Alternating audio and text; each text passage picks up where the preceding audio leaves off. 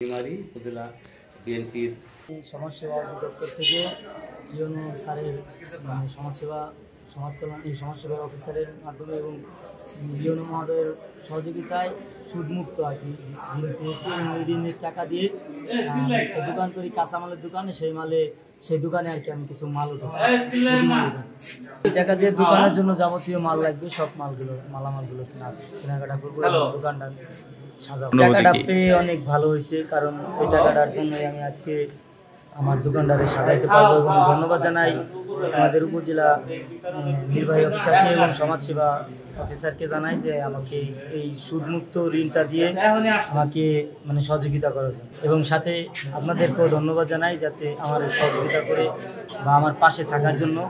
আমি আজকে এই পর্যন্ত আসতে পেরেছি শুধু আপনাদের জন্য।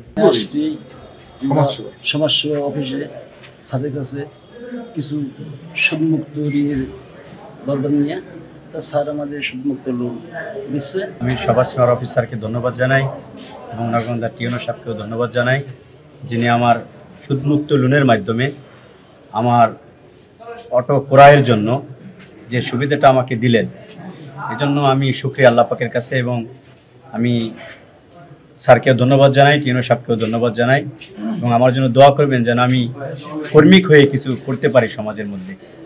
আমি এই ঋণ নিয়ে অটো ক্রয় করব। ধন্যবাদ জানাই স্টার নিউজের স্থানীয় প্রতিনিধি এবং স্টার নিউজকে এরকম তীব্র মাত্রার একজন প্রতিবন্ধীকে লোন পাওয়ার জন্য আমাদের নজরে নিয়ে আসার জন্য। জেনে থাকবেন সমাজসেবা অধিদপ্তর মূলত সমাজের দরিদ্র, অসহায়, প্রতিবন্ধী এইসব মানুষের কল্যাণে কাজ করে, ভাতা বিতরণ করে এবং তাদের সুদমুক্ত ক্ষুদ্র ঋণ দিয়ে থাকে। আমাদের 53টি কার্যক্রম এই মুহূর্তে চলমান আছে, তার মধ্যে একটি কার্যক্রম হচ্ছে দগ্ধ এবং প্রতিবন্ধী ব্যক্তিদের ঋণ প্রদান, যেটা সর্বোচ্চ একজন ব্যক্তিকে আমরা সর্বোচ্চ 50,000 টাকা দিতে পারি। সেই কার্যক্রমের আওতায় আজকে নগরকান্দার এই 3 জন অত্যন্ত তীব্র মাত্রার প্রতিবন্ধী ব্যক্তি, কিন্তু যারা প্রতিবন্ধিতাকে জয় করে কিছু একটা করছেন, কেউ অটো কিনবেন, কেউ দোকান দিচ্ছেন, তাদের প্রত্যেককে আমরা 50,000 টাকা করে লোন দিয়েছি, যাতে তারা তাদের ব্যবসা তাদের আরও সমৃদ্ধ করতে পারেন, আরও ভালো করতে পারেন, তারা সচ্ছলভাবে জীবনযাপন করেন।